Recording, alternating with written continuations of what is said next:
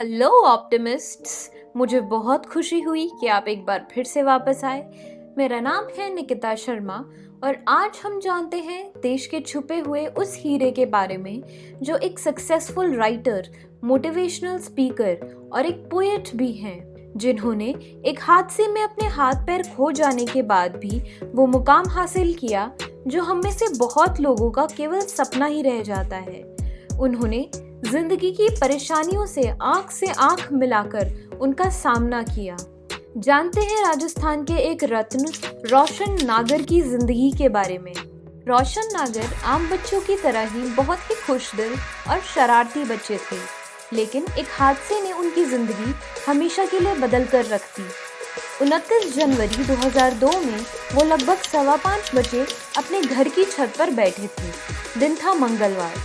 रोज की तरह ही वो बैठे उड़ती पतंगों को देख रहे थे। उन्हें पतंगों का बहुत शौक था। थोड़ी देर बाद एक पतंग टूटकर उनकी छत पर आ गई।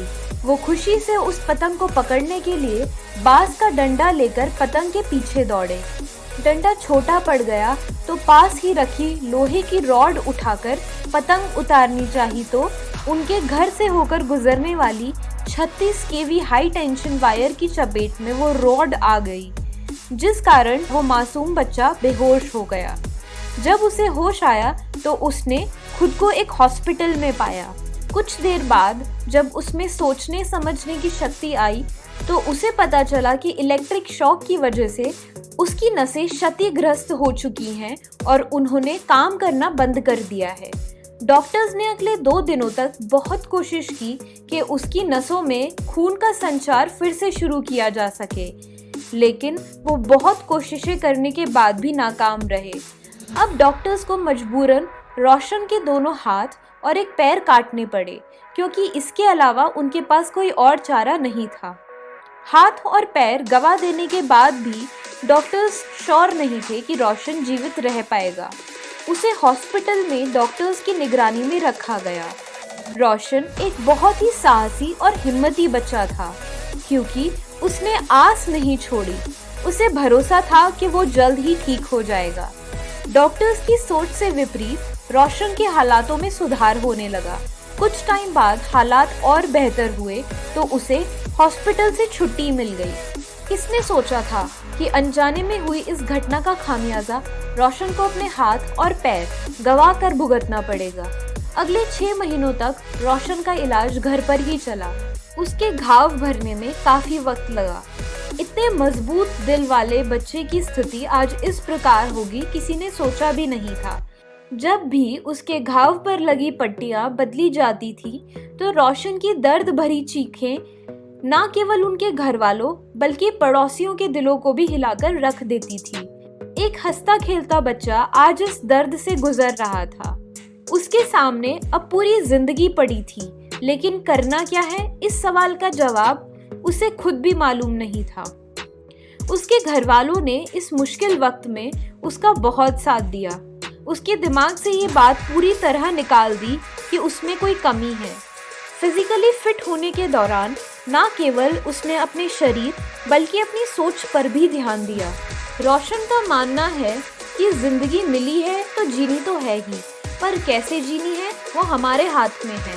वो हर परिस्थिति को पॉजिटिव नजरिए के साथ देखते रहे और आगे बढ़ते रहे। उनका विश्वास था कि जो होता है अच्छे के लिए ही होता है, क्योंकि अगर जिंदगी हमारी बनी योजना पर पानी फेरती है तो उसने जरूर कुछ अच्छा और बड़ा ही सोचा होता है। कुछ वक्त बाद उन्होंने अपने आप सक्षम होने के लिए नकली पैर लगवाने का सोचा। जब वो जयपुर की महावीर विकलांग समिति में पैर लगवाने गए तो वहाँ किसी ने उनसे पूछा कि अब जीवन में क्या करना है, आप अपना जीवन किस तरह जीना चाहते हो। तो रोशन सोच में पड़ गए, क्योंकि इस सवाल का जवाब उन्हें खुद भी मालूम नहीं था। फिर किसी ने उन्हें ये सुझाव दिया कि क्यों ना अपने हाथ पर पेन बांधकर लिखने की कोशिश की जाए। रोशन को ये सुझाव पसंद आया और उन्होंने लिखने की कोशिश एक बार फिर से शुरू कर दी। उन्हें लिखते वक्त बहुत दर्द और परेशानी होती थी, लेकिन उनका हौसला और इच्छा शक्ति आसमान छू रही थी, तो वो कोशिश करते गए। वो 5 मिनट तक लिखते, लेकिन उसके बाद उन्हें असहनीय दर्द होता, लेकिन वो उस दर्द को अपनी मजबूती बनाते और लिखते रहते। एक वक्त ऐसा आया जब वो 5 मिनट 3 घंटे बन गए। उनका कहना है कि आमतौर पर लोग एक बार लिखना और एक बार ही चलना सीखते हैं, लेकिन उनकी जिंदगी में ऐसे मोड़ आए कि उन्हें 3 बार लिखना और 2 बार चलना सीखना पड़ा। जब वो एक बार फिर से लिखने लगे तो उनके मन में पढ़ाई जारी रखने की इच्छा हुई। उन्हें ज्ञान का मूल्य पता था, तो उन्होंने 8वीं, 10वीं और 12वीं बिना किसी की हेल्प लिए फर्स्ट डिवीजन से पास की। ये रोशन के लिए खुद में ही एक बहुत बड़ी उपलब्धि थी। उन्होंने 12th के बाद बीकॉम किया। पढ़ाई कंप्लीट होने के बाद उनके सामने अब चुनौती ये थी कि आगे क्या किया जाए, क्योंकि आजीविका कमाना बहुत ज़रूरी था। पहला ख्याल जो उनके मन में आया वो था सरकारी नौकरी। उन्होंने सरकारी नौकरी के लिए जोर शोर से तैयारियां शुरू कर दी, लेकिन उन्हें पता चला कि वो उस नौकरी के लिए एलिजिबल ही नहीं है। इस नाकामयाबी के बाद भी उन्होंने अपना हौसला मजबूत रखा और हार नहीं मानी। उन्होंने खुद को प्राइवेट जॉब के लिए सक्षम बनाया और खुद से कंप्यूटर सिस्टम ऑपरेट करना सीखा। उन्होंने कुछ वक्त जॉब की, लेकिन उन्हें नेचर्स कॉल 5 से 6 घंटे तक रोकना पड़ता था, जिसकी वजह से उन्हें काफ़ी तकलीफ होने लगी थी। ऑफिस के सारे काम खुद कर पाने के बावजूद हाथ न होने की वजह से उन्हें खुद के काम करने में तकलीफ होती थी। वो अपने किसी भी काम के लिए दूसरों पर आश्रित नहीं होना चाहते थे, इसीलिए उन्होंने कुछ वक्त बाद ही वो नौकरी छोड़ दी। उन्होंने इस प्रॉब्लम को सॉल्व करने के लिए रिसर्च करनी शुरू की। रिसर्च करने पर उन्हें इलेक्ट्रॉनिक हैंड्स का पता चला, जिसका खर्चा 13 लाख रुपए था। उन्हें उम्मीद की एक किरण मिली, लेकिन उसकी कीमत बहुत ज़्यादा थी, तो उन्होंने पैसा इकट्ठा करना शुरू किया, लेकिन इतने पैसे नहीं हो पाए कि इलेक्ट्रॉनिक हैंड्स खरीदे जा सके। उन्होंने चैरिटेबल ट्रस्ट्स और अनेक ऑर्गेनाइजेशन से मदद की गुहार लगाई, तो राजस्थान के एक एनजीओ जिसका नाम है गुलशन चैरिटेबल ट्रस्ट, उन्होंने आगे बढ़कर रोशन की मदद की और जितने पैसे चाहिए थे उतने देकर रोशन के नए हाथ लगवाने में उनकी मदद की। जीवन को कुछ हद तक आसान बना देने वाली खुशी रोशन को बहुत मेहनत और मिन्नतों के बाद मिली थी।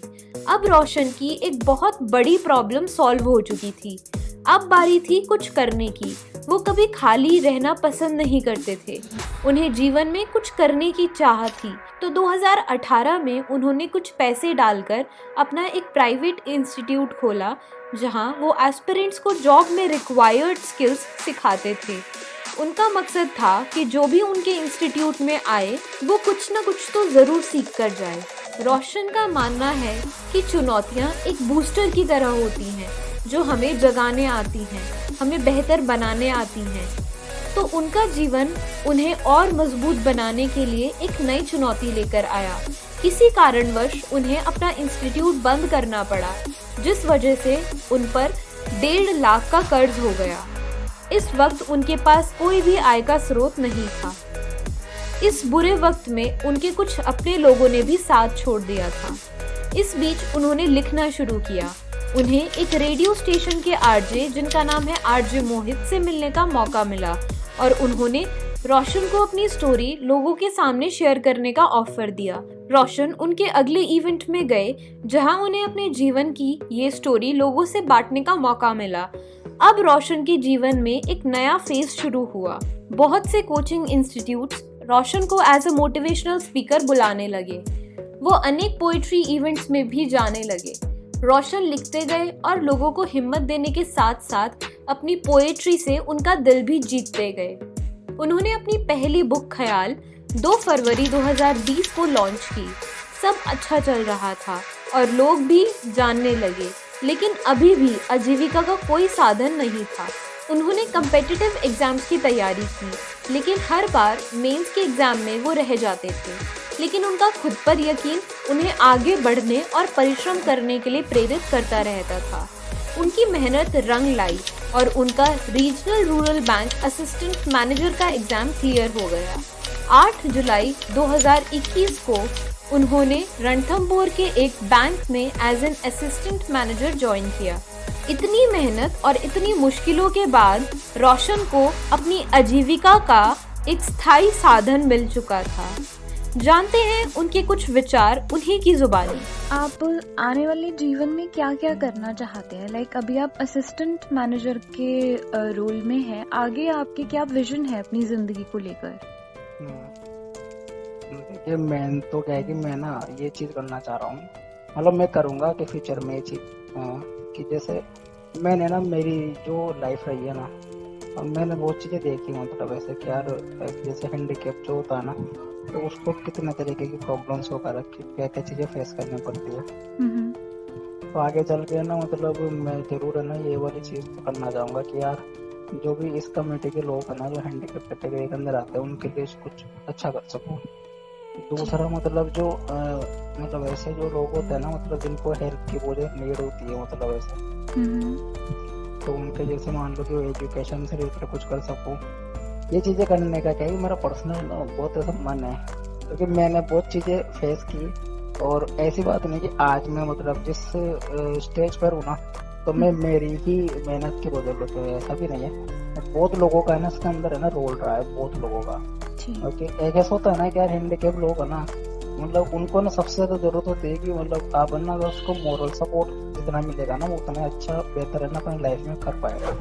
कभी आपको ऐसा फील होता है कि लोग मुझे कमतर समझते हैं, जिन लोगों के हाथ पैर ठीक है या उनके साथ ऐसा कुछ हादसा नहीं हुआ है, वो कभी आपको कम आंकते हो, ऐसा कभी महसूस हुआ? इसके बारे में मैं ना आपको एक लेटेस्ट ना बताता हूँ, मतलब मतलब किस्सा मेरे साथ में हुआ था। इसका क्या मतलब मैंने क्या है कि एक्चुअली जब ज्वाइन किया था ना ऑफिस के अंदर, तो जिस दिन मेरी ज्वाइनिंग थी ना, उस दिन मैं, मेरे फादर और मेरा ब्रदर और मेरा एक फ्रेंड है, हम 4 लोग गए उस दिन में। तो हमारा जो ऑफिस था ना, उसके अंदर हम गए, एंटर हुए, तो जितने भी लोग थे ना वहाँ पे, तो सबको क्या है कि ये महसूस हो रहा था कि जो मेरा फ्रेंड है ना, वो और मैं, हम दोनों साथ में थे, बाकी पापा और मेरा जो ब्रदर है ना, वो रिसेप्शन में उस पर बैठा हुआ था बाहर की तरफ, और हम दोनों अंदर थे, जो भी फॉर्मेलिटी हो रही थी, हम दोनों साथ में थे। तो मैक्सिमम लोगों को यही लग रहा था कि जो मेरा फ्रेंड है ना, वो ज्वाइन करने आया, ना कि मैं ज्वाइन करने आया हूँ, ऐसे स्तर। फिर जब मेरी ज्वाइनिंग वगैरह सब चीजें हो गई, मैंने मतलब नेक्स्ट डे से स्टार्ट किया काम वाम करना। फिर 8-10 दिन निकलने के बाद में मतलब जो मेरे जो कलीग थे ना, जो मेरे साथ में बैठा था, मैंने उनसे पूछा, ऐसे पूछ लिया, यार अजय जी, यार आपने मतलब मुझे देखकर मतलब क्या सोचा, मतलब ये आपको क्या लगा मुझे देख के ऐसे इस तरह से? तो वो यही बता रहे थे कि यार हमें तो यही लगा ही नहीं था कि आप ज्वाइन करने वाले हो, हमें तो ये लग रहा था कि जो आपके साथ में थे ना, वो ज्वाइन करने हैं, और आप शायद उनके भाई या कुछ ऐसा कुछ हो गया। और फिर जब बाद में ना जो फिर फर्स्ट डे जब उन्होंने मुझे देखा ना, तो उन्होंने पहले तो मुझे साइन करते हुए देखा, उनके मन में आया कि यार साइन कैसे करेंगे, तो जैसे मैं जनरली साइन करता हूँ वैसे मैंने साइन किया।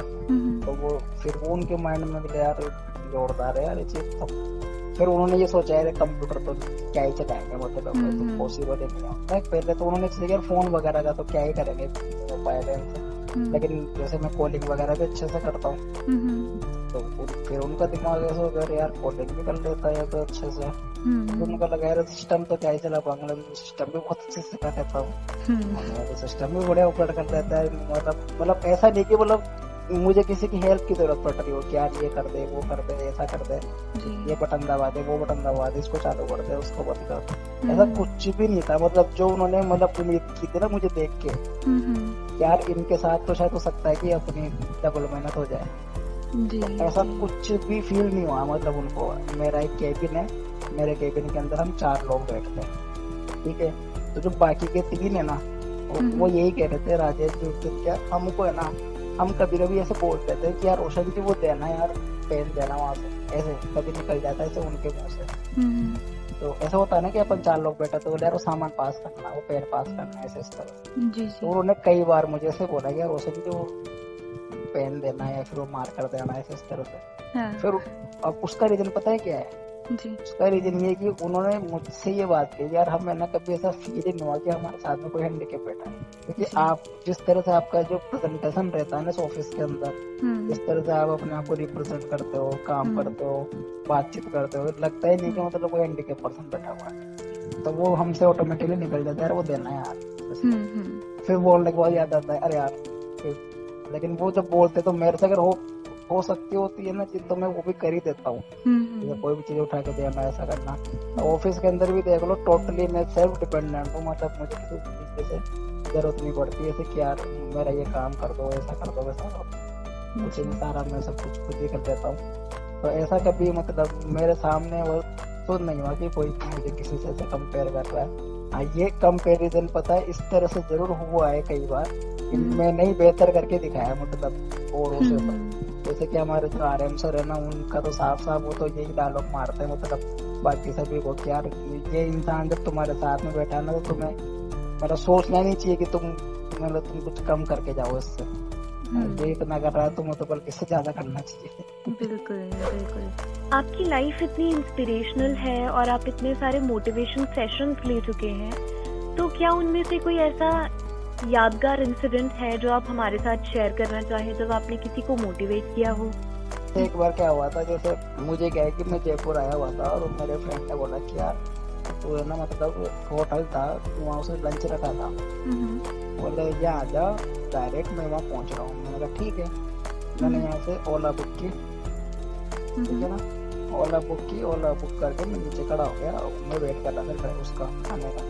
तो बाइक बुक करता मैं जनरली, तो वो बाइक वाला आया तो मैं बैठ गया गाड़ी पे, बैठ के फिर उसने स्टार्ट की गाड़ी। अब मेरे साथ में क्या होता है, जब भी मैं जाता हूँ ना इस तरह से तो वो मेरे से ना पूछ ही लेता है, क्योंकि मुझे देखकर ना कोई रख ही नहीं सकता अपने मन में बातों को, कितना बाकी यार बात शुरू हो ही जाती है, मतलब जैसे क्या कैसे हुआ आपके साथ में, ये कैसे हुआ, ऐसे इस तरह से ना। तो वो भी पूछने लग गया मुझसे, तो मैं उसको बता दिया ऐसे हुआ था। अभी बताता हूँ, ऐसे नहीं कि मतलब कि मैं बताता है, मैं सब चीजें बताता हूँ अपने बारे में, जो भी पूछता है वो। बातचीत कर रहे थे ऐसे ही, और उसने मुझसे एक बात कही बीच में, यार भैया मैं ना बहुत परेशान था मैं बहुत ज्यादा, 2 बार तो मैंने ना सुसाइड की कोशिश करी। मैंने बोला क्यों? तो मेरे ना यार 1.5 लाख रुपए का कर्जा था मेरे ऊपर। अच्छा। तो मेरे को ना सी आने लग गई। मैं बोला यार आप पागल हो गए यार, घर में कौन कौन है आपके? तो मेरी बीवी है और 2 बच्चे।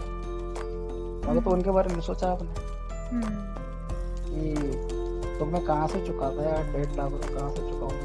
मैंने यार भगवान ने आप फिर दिए ना, जो बंदा तुम्हारे साथ में बैठा उसका तो वो भी नहीं, लेकिन उस बंदे ने फिर भी ना 3 लाख रुपए का कर्जा भी चुकाया है और अपनी जिंदगी को वापस सेट भी किया है। तो आपके पास में क्या कमी है यार? आप अगर एक टाइम बाइक चला रहे हो तो 4 टाइम चलाओ ना, क्या दिक्कत? और दूसरा काम देखो, क्या दिक्कत?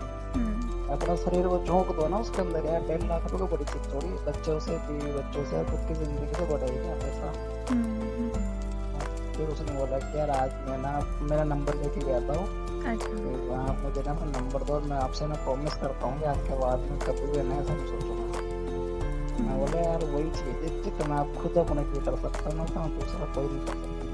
बोले ठीक है। मैं तो खुद ये ना ये बात मानता हूँ कि मतलब जितना मोटिवेट हम खुद अपने आप को कर सकते हैं ना और रख सकते हैं ना, उतना कोई नहीं रख सकता। क्योंकि वही बात है ना कि सबसे ज्यादा हमारे साथ में कौन रहता है? हम खुद ही रहते हैं। तो जब आपके पास फ्री टाइम होता है तो आप क्या करते हैं? लाइक आपकी हॉबीज क्या है? हॉबीज तो मेरी क्या है कि वही थी लिखने करने की, लेकिन अब जब से गई जॉब लगे ना तो उससे टाइम इतना मिलता नहीं है। और दूसरी चीज है ट्रेवलिंग का शौक है, तो वो मेरा एक ही है कि यार मतलब सब चीजें जगह जगह घूमना चाहता हूँ। और एक छोटी सी चीज और बताता हूँ आपको जी। क्या है कि जब अपन जब बाहर निकलते हैं ना तब अपन को पता चलता है कि यार मतलब हम है ना बहुत अच्छी कंडीशन के अंदर है।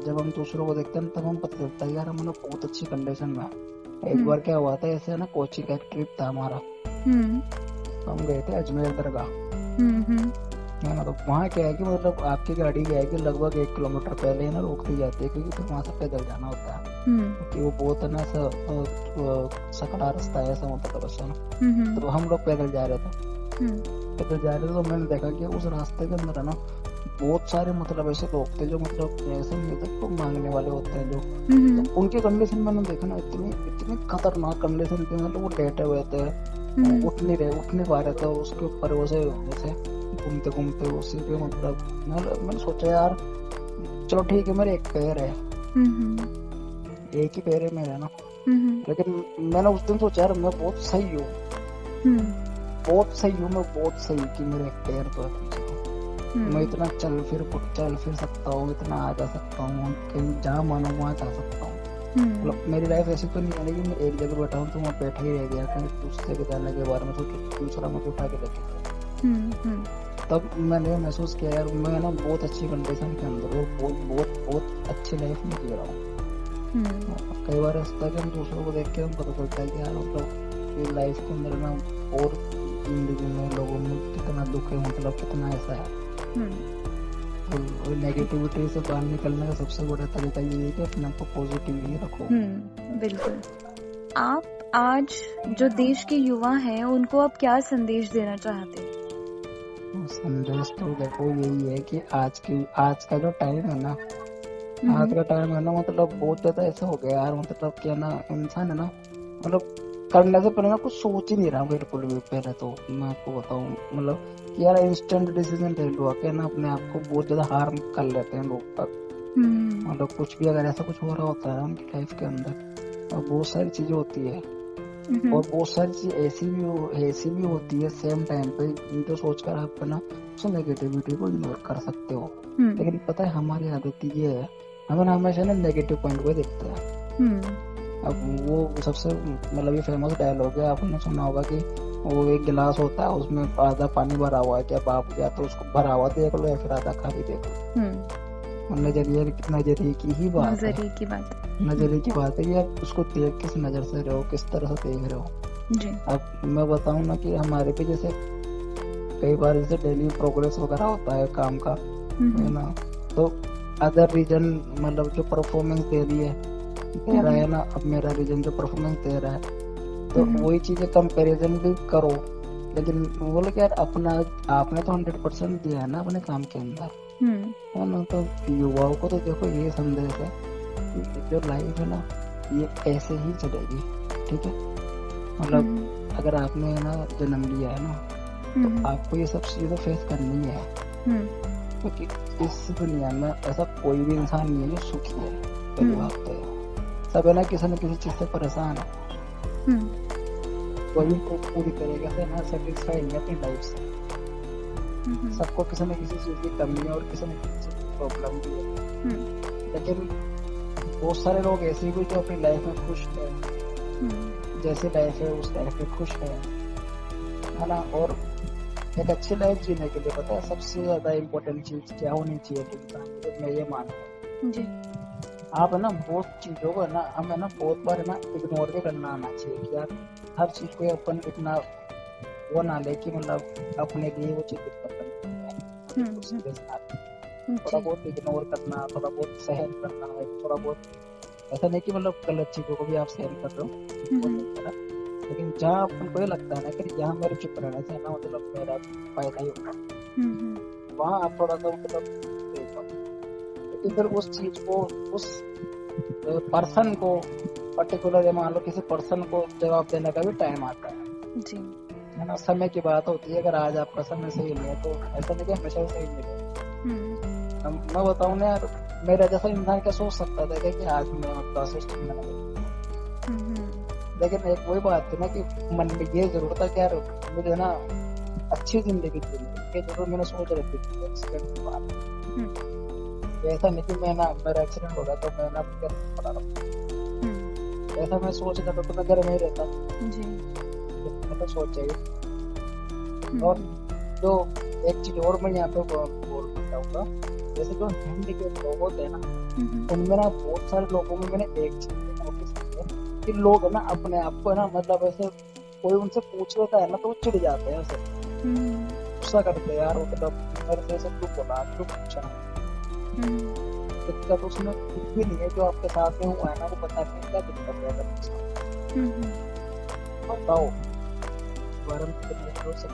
बताओ। और नॉर्मल इंसानों का तो क्या है कि यार देखो आजकल क्या है कि सब है ना वो तो यार है मतलब ना किसी से शेयर नहीं करता, अकेले रहना, कोई बात हो माइंड में सोचते रहते हैं। जब तक आप शेयर नहीं करोगे तब तक लोगों को पता भी नहीं चलेगा तब क्या करें और उस प्रॉब्लम का सॉल्यूशन शेयरिंग केयरिंग और बात है आप इसको समझते हो क्या ये मेरी बात समझ सके उससे शेयर करो। ये है रोशन नागर के जीवन की अब तक की कुछ उपलब्धियां।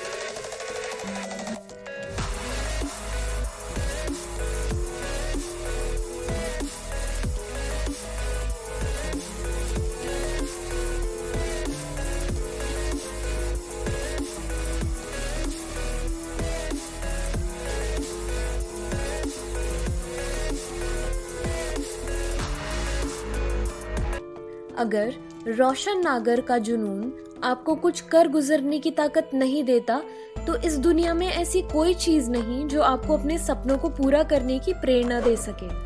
जिंदगी उसी के साथ खेलती है जो अच्छा खिलाड़ी होता है। मैदान में हारा हुआ फिर से खड़ा हो सकता है, लेकिन मन से हारा हुआ कभी खड़ा नहीं हो सकता। Thank you so much for watching this video. अगर आपको ये वीडियो अच्छी लगी तो अपने फ्रेंड्स के साथ, फैमिली के साथ और जिनको भी आप जानते हैं और ये इंस्पिरेशनल स्टोरी शेयर करना चाहते हैं उनके साथ जरूर शेयर करें। कमेंट सेक्शन में अपने व्यूज जरूर बताइएगा। अब हम मिलेंगे अगले वीडियो में, तब तक के लिए आप अपना और अपनों का दोनों का बहुत सारा ध्यान रखिए और खुश रहिए।